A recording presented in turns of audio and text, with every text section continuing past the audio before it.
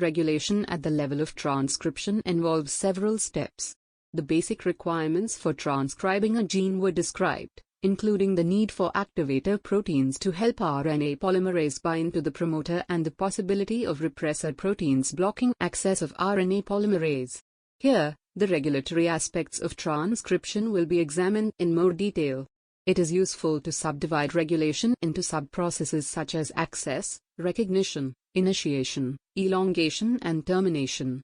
1. Access to coding DNA.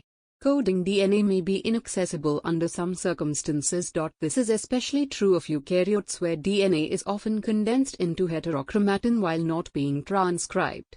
In prokaryotes, access is a relatively minor issue. 2. Recognition. Obviously, many regulatory proteins recognize binding sites on the DNA. Here we are referring to the recognition of the promoter by RNA polymerase itself. In eukaryotes, there are 3 different RNA polymerases that recognize and transcribe different categories of genes. In bacteria, there is a single RNA polymerase, but there are multiple different sigma factors. 3. Initiation. Even if recognition is successful, RNA polymerase may be unable to initiate RNA synthesis. In some cases, activator proteins that bind upstream of RNA polymerase may be needed.